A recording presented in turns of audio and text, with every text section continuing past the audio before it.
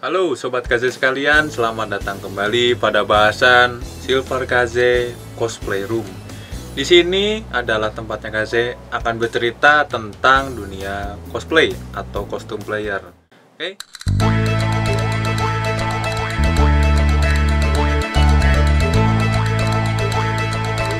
Kita akan menuju obrolan kali ini.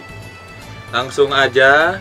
Kali ini Kaze ingin menceritakan perjalanan Kaze di dunia cosplay ya. Kaze mulai dengar dunia cosplay itu pada tahun 2004 dan sebenarnya ya sebelum masuk ke dunia cosplay, Kaze ini adalah seorang anak yang biasa-biasa aja tapi senang dengan dunia pertunjukan. Itu sudah mulai kerasa dari mulai SD. Saat SD tuh Kaze senang memperhatikan yang namanya pertunjukan pencaksilat, mungkin ya pencaksilat, kemudian pertunjukan yang drama-drama seperti itu Kaze suka. Jadi entah kenapa jadi ke-trigger gitu. Dan dari situ sebenarnya Kaze udah ikutan yang namanya kabaret, kemudian juga ikutan teater untuk anak SD dan juga anak SMP. Waktu itu melanjutkannya di SMP. Dan singkat cerita, Kaze mengenal cosplay ini, yang dimana tahun 2004 akhir itu kebetulan Kaze mendapatkan kabar yang kurang baik, dimana Kaze ditinggalkan oleh almarhum ayah Kaze saat itu. Dan ini membuat kenapa ya, jadi Kaze senang ke cosplay itu ada sedikit sangkut pautnya dari almarhum ayah, almarhum bapaknya Kaze ya. Why? Karena bapaknya Kaze itu seneng banget menirukan gaya-gaya tokoh kartun. Waktu dulu kan di Indosiar tuh ada Dragon Ball. Kalau Kaze lihat bapak dulu tiap bangun pagi hari Minggu itu selalu bapak tuh niruin yang gerakannya Kamehameha. Wah, Kamehameha. Udah gitu almarhum tuh senang banget yang namanya Senseiya. Senseiya juga bapak tuh suka ngikutin yang namanya gerakannya Senseiya, yaitu Pegasus Ryukeiken atau pukulan komet Pegasus. Dulu tuh bapak senang banget niruin kayak gitu. Akhirnya ya namanya anak kecil ya, Kaze itu jadi ke-trigger sampai umur sekarang. Kebayang nggak? Karena Kaze ini sudah usia hampir 30 tapi masih senang dengan dunia kostum player ini. Cuman karena ada sesuatu yang tertinggal di pemikiran Kaze, yaitu apa ya, seolah-olah almarhum tuh meninggalkan sesuatu yang membenak di kepala. Jadi kayak punya keinginan Kaze ini mewujudkan karakter yang disuka oleh almarhum bapak ke dunia nyata. Seperti itulah kenapa Kaze senang banget sama dunia cosplay. Terus lanjutnya Kaze di 2004 ini waktu itu belum tahu ya, karena Kaze ini adalah cosplayer yang tinggal di kota Bandung. Tapi Kaze tidak tahu kalau di kota Bandung itu banyak banget cosplayernya. Justru Kaze kalau setiap kali mau cosplay itu pasti ke Jakarta dulu. Cosplay pertama kali yang Kaze temuin itu di Ancol. Ingat waktu itu di Ancol dan memang ada pertunjukan. Kalau dilihat sekarang mungkin bisa dibilang itu adalah pertunjukannya dari anak-anak AAC ya, anak-anak tokusatsu yang kostumnya full resin. Dulu tuh ngeliatin Kamen Rider dan taunya dulu itu Satria Baja Hitam, jadi kepala Kaze itu taunya Satria Baja Hitam, nggak tahu kalau itu ada setiap namanya beda-beda Kamen Rider tuh. Terus juga ada karakter-karakter tokoh anim yang dulu ya taunya kalau tokoh anim itu pasti Goku atau Seiya doang. Cuman dua itu doang yang Kaze tahu dong gitu tuh. Dan dari situlah Kaze mulai nyoba ikut turun ke cosplay, yang dimana Kaze udah punya basic ikutan kabaretan. Jadi udah agak berani lah naik ke atas panggung. Dan karakter pertama Kaze waktu itu tahun 2004, sayangnya Kaze nggak punya fotonya. Kaze pertama cosplay itu jadi Kaoru Kogane. Kaoru Kogane ini karakter dari Flame of Recca waktu itu. Kenapa senang itu? Karena menurut Kaze kostumnya gampang, dan waktu itu nyarinya apa ya, di pasar, nyari kostumnya itu di pasar. Kalau sekarang mungkin cosplayer sekarang mah nggak akan ketemu di Cimol lagi ya. Percaya nggak percaya, Cimol ini tempatnya gudang untuk kostum-kostum yang dulu dipakai rata-rata cosplayer di kota Bandung. Jadi kalau ada kostum apa, dipermak di sana. Jadi kasih dulu nyari barangnya di situ, kemudian ketemu, habis itu nyoba minta beliin sepatu yang mirip sama si Kaoru Kogane-nya, terus pakai. Udah gitu untuk senjatanya itu kasih bikin dari paralon, itu juga minta bikinin sama anak-anak kabaret, jadi meskipun nggak terlalu mirip waktu itu. Dan nyoba turun, oke, nggak menang sih waktu itu kan, karena nggak tahu ada menang, nggak tahu nggak ada kalah juga. Memang cuma jalan-jalan doang, dan itu acaranya masih acara dari, nggak tahu ya kalau sekarang masih kenal atau nggak, acara Anime Monster dulu tuh. Singkat cerita 2005, 2006, 2007 Kaze pertama kali turun di ajang Hellofest. Ya, Hellofest di 2007 ini adalah Hellofest keempat waktu itu, dan di sini Kaze masih belum punya modal untuk bikin kostum atau punya keahlian dalam membuat kostum. Kaze belum bisa waktu itu ya. Tapi Kaze di sini hanya bermodalkan bisa performance dan basic dari kabaret serta teater doang.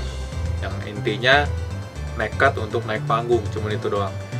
Dan di sini sebenarnya Kaze pertama kali ketemu itu dengan salah satu cosplayer yang kalau Kaze bilang ini adalah seorang legendanya Hellofest. Menurut Kaze sih seperti itu ya. Itu panggilannya dulu Extract. Extract bukan. Namanya aja deh, Om Ardi.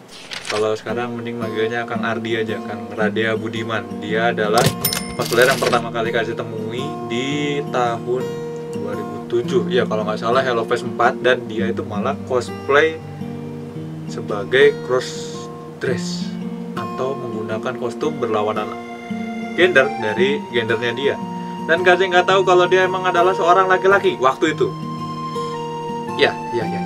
Jadi singkat ceritanya baru ketemunya jelas ngobrol itu tahun 2010, dan menceritakan kebenarannya tahun 2007 itu cosplay jadi cewek. Mantap. Terus 2008 Hellofest 5 juga lanjut turun di sana, pernah cosplay jadi Avatar juga, The Legend of Aang pernah.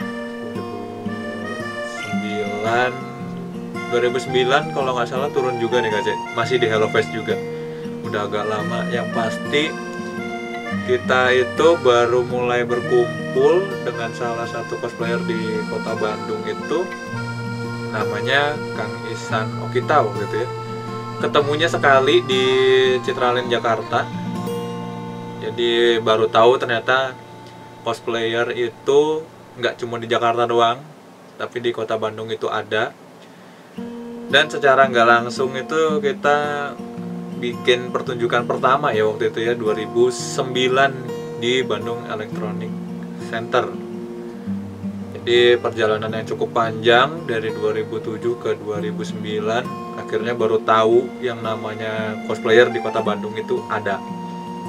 Oke, ya jadi di V Cosplay Team ini Kaze itu satu tim dengan yang pasti ya Kang Ihsan Okita sendiri. Kemudian di dalam tim ini juga itu ada Kang Radea Budiman. Terus juga kita di dalam itu bersama dengan Kang Zuge Kamiya. Kalau cosplayer yang sekarang mungkin tahu siapa Kang Zuge Kamiya, karena Kang Zuge ini mewakili tim World Cosplay Summit Indonesia tahun 2012, sekaligus menjadi juara pertamanya Indonesia di ajang pertama kalinya tim Indonesia pada World Cosplay Summit. Kemudian selain Kang Zuge, di sini Kaze juga bersama Kang Nakia, udah gitu bersama juga ada Teh Ines, terus ada Teh Alif juga, ada Kang Dio, udah gitu ada Kang Sedut, kemudian Lendra ini bisa dibilang salah satu guru yang ngajarin Kaze untuk bikin kostum dari bahan bisa hati. Lendra. Selain dia di satu tim ini dulu ada Teh Clara, mungkin sekarang udah nggak fokus lagi di dunia cosplay, karena terakhir kita berpisah tuh karena masing-masing sudah mulai sibuk, ada yang nikah, kemudian mulai sibuk dengan karirnya masing-masing. Ya begitulah perjalanan KZ saat menemukan tim V-Cosplay Team ini. Dan KZ juga bisa dibilang mulai fokus ke luar dari tim ini sekitar tahun 2010 akhir ya, 2011 lah ya. Ada sekitar 2 tahunan kan di dalam V-Cosplay Team ini, kemudian keluar untuk mencoba di luar lainnya tuh ada kegiatan cosplaynya tuh seperti apa sih, supaya tidak satu fokus di situ doang gitu. Seperti itulah perjalanan KJ dari 2004 ke 2011. Oke, kemudian selain ketemu dengan orang-orang yang tadi menurut KJ adalah orang yang mewakili Indonesia atau yang membawa nama Indonesia di ajang dunia, dari situ tuh KZ mulai melanjutkan perjalanan di dunia cosplay ini dengan rintangan yang tidak gampang ya. Tahun 2011 ini KZ dapat mandat untuk menggantikan, bahasanya berat banget ya, mandat dong.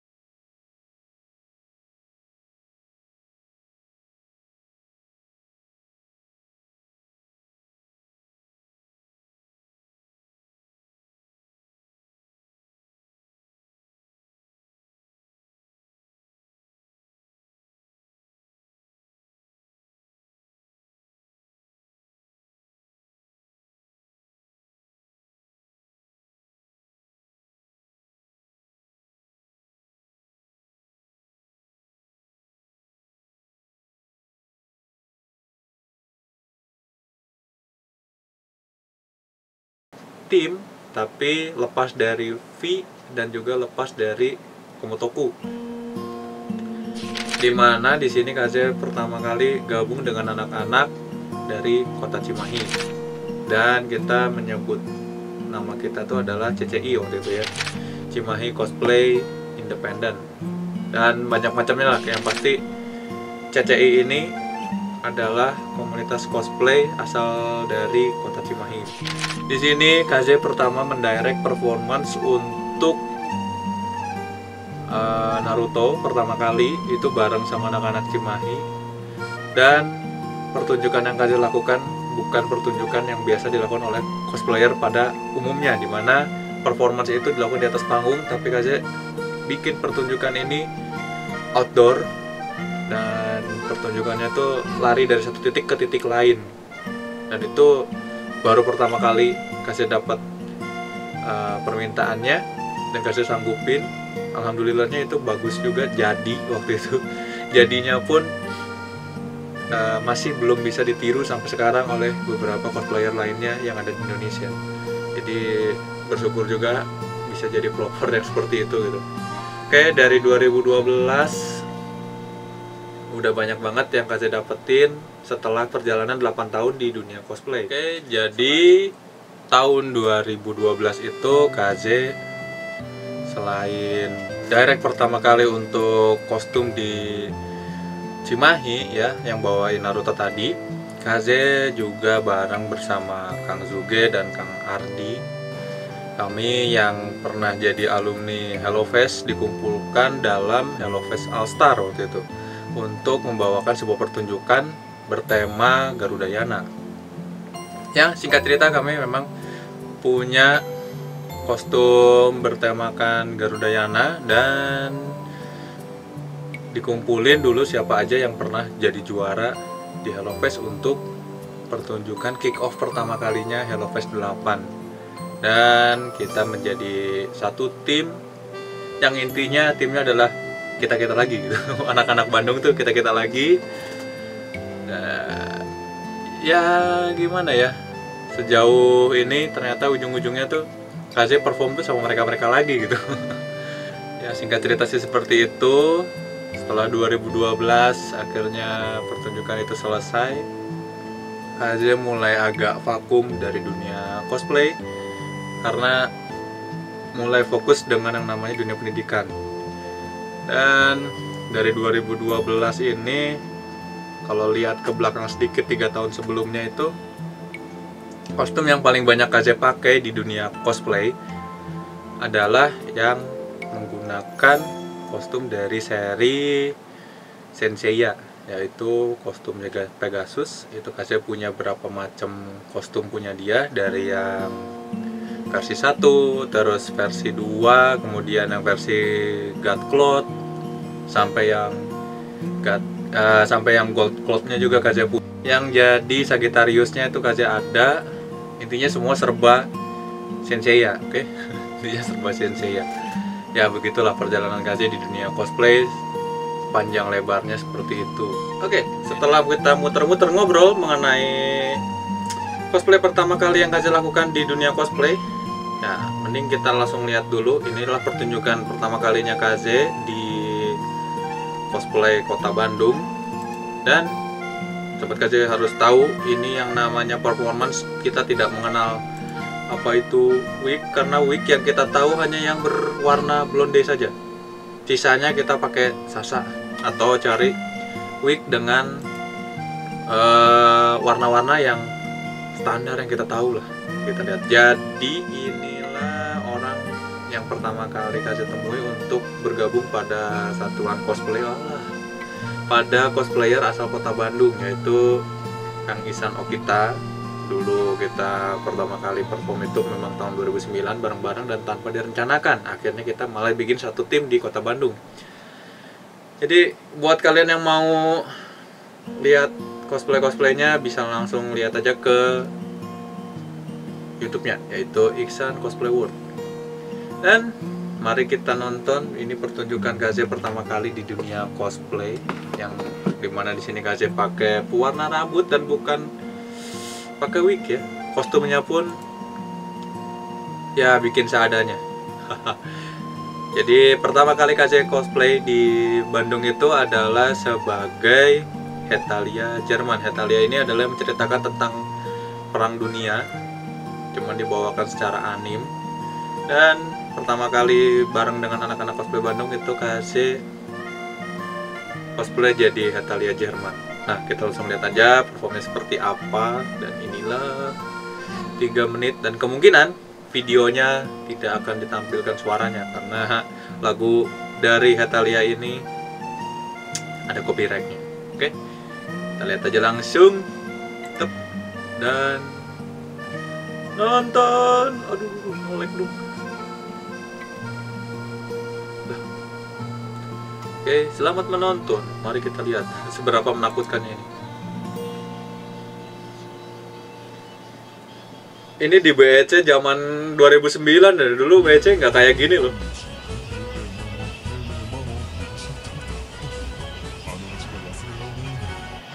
Dulu di sini tuh, oh iya satu lagi anak V itu Gema, ini yang jadi Prancis. Jadi di sini cosplay kita adalah Italia, Prancis sama Jerman. Dan ini kita tanpa tanpa janjian dulu sebelum tahu kita perform aja di sini.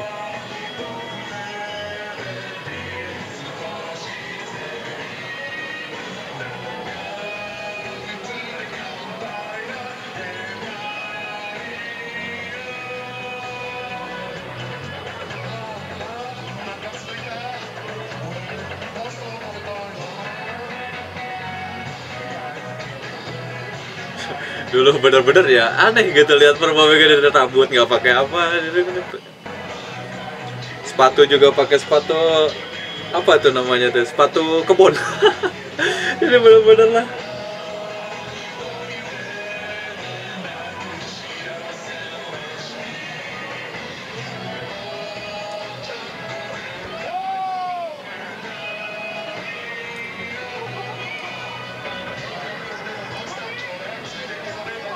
Gila, ini sama sekali nggak ada janjian, kita tahu-tahu main aja waktu itu.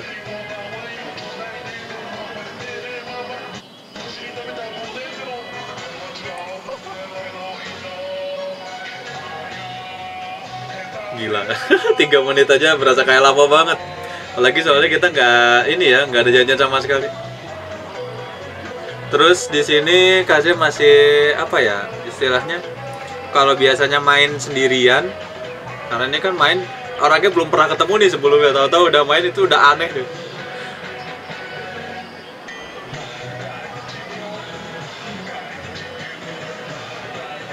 Improvisasi di panggung juga Kaze akuin masih kurang waktu itu, jadi Kaze cuman tahu biasanya latihan dulu, ikutin mixingan segala macam itu berhari-hari, sedangkan ini langsung hari itu baru denger lagunya gitu kan, nggak tahu deh gerakannya seperti apa, jadi ikut-ikutin aja waktu itu, bener-bener loh. Jadi improvisasi kurang banget tuh.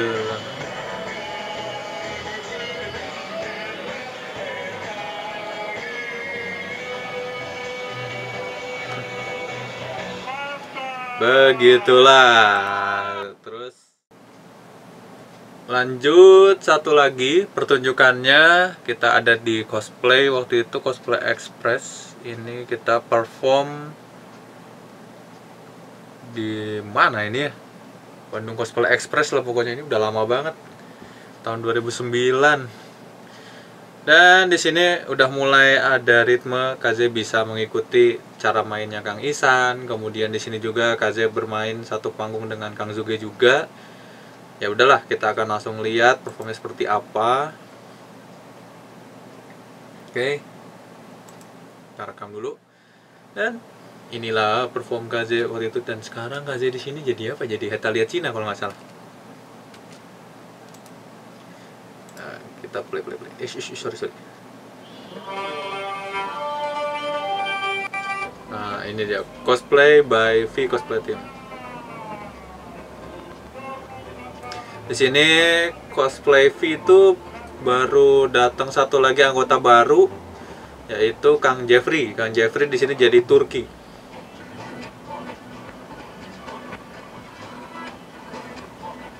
Pasti 2 kali nih biar kedengeran nih. Nah, ini Kang Zuge nih, jadi Amerika.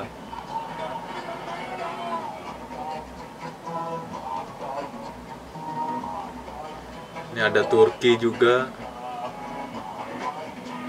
Ini nggak tahu cosplay di mana ya, lupa dulu kasih sumpah.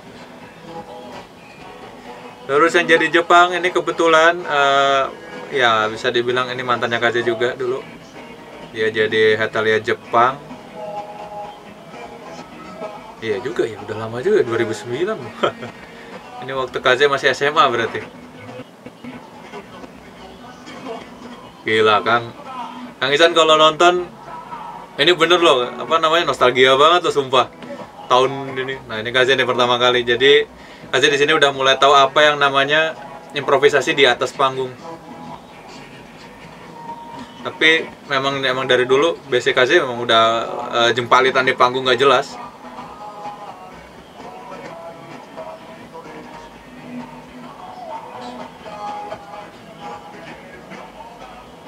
Jempalitan nggak jelas.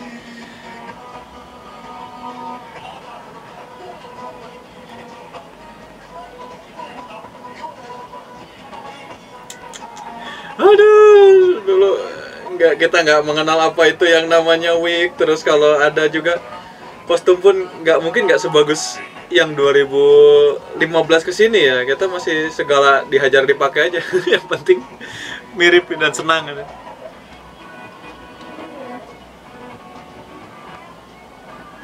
Ya begitulah.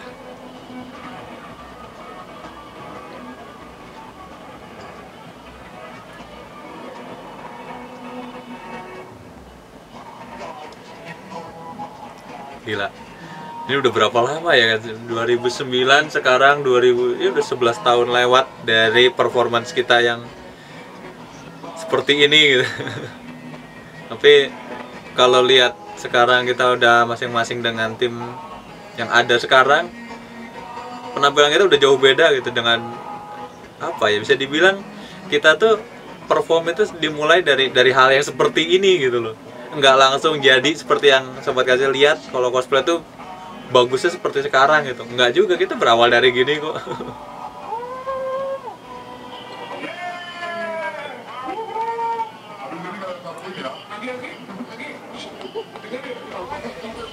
Aduh. Oke, mungkin sedikit dulu sih kali ya Kaze sekarang cerita tentang apa itu cosplay yang pernah Kaze lakukan dari tahun 2004 sampai ke 2020 ini. Itu udah banyak banget yang Kaze dapetin ya. Nggak semuanya yang Kaze dapetin sekarang tuh kelihatannya langsung dapat terus langsung bagus gitu, nggak juga, karena semua itu dimulai dari cosplay juga, dimana maksudnya kata-kata Kaze dapatnya dari cosplay itu hampir semua yang Kaze dapetin di atas panggung itu dimulainya dari cosplay. Justru dari panggung kabaret dan panggung teater itu nggak sewah yang Kaze dapetin di panggung cosplay. Kenapa? Karena kalau kabaret dan performance teater itu kita tidak terpaku pada sebuah cerita yang kita sukai gitu. Kalau misalnya kalau teater dan kabaret itu lebih ke yang orang umum senang, sedangkan kalau di cosplay itu jatuhnya lebih susah karena rata-rata orang umum itu nggak senang dengan karakter-karakter dari kartun. Seperti itulah yang Kaze dapetin. Kenapa Kaze bilang di dalam cosplay itu untuk menjadi yang terbaik itu susah. Bukan hanya harus kita punya basic yang kuat, tapi juga kita mesti benar-benar ngikutin yang namanya performance cosplay dari tim lain. Itu kita udah wajib, kita harus tahu mereka itu performance seperti apa. Terus kalau misalnya kita mau menang di setiap ajang, kita harus mikir nih anime yang lagi hype itu apa, dan kita combine dengan cara-cara di dunia kabaret. Misalnya kalau kabaret itu kita berarti kan ada humor-humor yang lagi panas waktu itu apa, misalnya humor OBH kombi gitu, obat-obatan yang kita jadiin bahan humor. Itu kita lagi hype nih, iklannya sering banget dijadiin bahan plesetan, kita masukin supaya apa, supaya orang tuh ketika nonton kita ada rasa ini nih humornya nih dapat nih di sini, timingnya pas. Nah seperti itulah kita awal mula di cosplay itu nggak segampang seperti sekarang. Tinggal apa-apa kalau misalnya nggak bisa banget beli, nggak bisa ngedit, aplikasinya juga udah gampang, tinggal drag and drop doang. Mungkin seperti itu sih, karena waktu kemarin lihat juga kenapa bisa dibilang gampang. Untuk sekarang aja di YouTube itu misalnya butuh suara slash pedang, tinggal cari sound effect ini keluar. Dulu kalau misalnya mau dapetin itu kita malah motong dari animenya dulu, kita masukin ke dalam ini, terus kita potong bagian suara gebuk-gebuknya, suara apanya. Terus kalau misalnya kita butuh suara-suara tambahan, itu mungkin kita bikin sendiri malah suaranya. Tidak semudah tahun 2015 ke sini ya, setelah YouTube memberikan banyak sekali manfaat seperti nyari sound effect, nyari BGM dan lain sebagainya. Ya cosplayer yang 2015 ke sini memang jadi lebih gampang. Cuman mudah-mudahan aja cosplayer yang tahun 2015 ke sini kalian bisa lebih ekspresi lagi ketimbang kita-kita yang di 2010 dulu, atau mungkin yang lebih lama lagi ya. Supaya apa? Supaya cosplayer tahun 2020 nanti yang kesananya 2021 dan seterusnya, mereka tuh nggak padam begitu aja. Kalau mereka udah nggak bisa terus ya udah menyerah gitu aja, enggak. Karena dulu Kaze aja masih bisa kok bikin kostum Senseiya ini menggunakan bahan full kardus. Jadi belum pernah bikin selain kardus ya jangan aku sebagai cosplayer. Kalau dulu sih seperti itu, karena dulu mau maker siapa lagi yang mau diiniin kecuali ya begitulah gitu. Mau gimana lagi, nggak ada yang bikin juga kostum-kostumnya kan, mau nggak mau kita sendiri. Terus juga pernah dulu cosplay jadi Jirayanya Naruto. Itu kan kita nggak tahu ya wig warna putih itu dapetnya dari mana. Percaya nggak percaya, itu kita pakai kain pel yang buat apa ya namanya, kain pelnya tuh, kain pel yang buat cleaning service tuh kita potong, terus kita pakein, terus dia sambungnya pakai kapas. Itu udah pernah ngalamin juga. Jadi nggak seinstan sekarang lah. Kalau sekarang butuh apa-apa bisa ke penjahitnya juga udah ngerti kostum cosplay itu seperti apa. Jadi harapan KJ sih untuk yang baru-baru ini lebih ditingkatin lagi kreativitasnya, terus lebih dibikin nyata lagi karakter-karakter pada tokoh animenya. Oke, mungkin sedikit tentang cerita KJ dari 2004. Mungkin di next video nanti KJ bakal ceritain di cosplay itu sebenarnya KJ udah dapet apa aja sih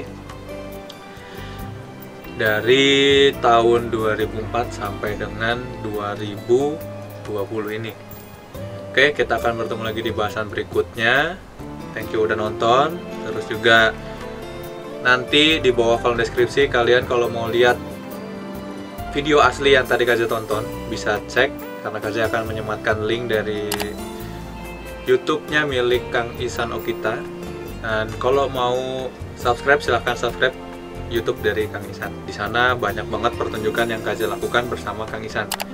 Bukan hanya Hetalia doang, tapi ada juga yang perform jadi Fairy Tail, kemudian ada Valkyria Chronicle, terus juga jadi sensei juga pernah ada satu tim juga. Habis itu pertunjukan di Hello Fest pun ada yang bareng sama V juga. Nah, kalau mau cek bisa ditaruh di kolom deskripsi, nanti kalian akan lihat di sana ya, supaya tahu nih sebenarnya KJ tuh udah ngapain aja di dunia cosplay, bisa langsung dicek di sana. Siap. Sepertinya KJ sudah sampai di ujung pembahasan.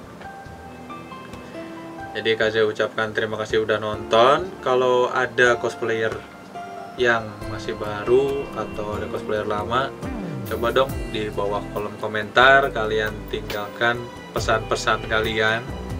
Karena di bahasan tentang cosplay berikutnya KJ akan bacakan komentar-komentar kalian. Mungkin kita akan bisa bikin obrolan yang lumayan seru nih, karena cosplay itu bisa buat siapa aja ya.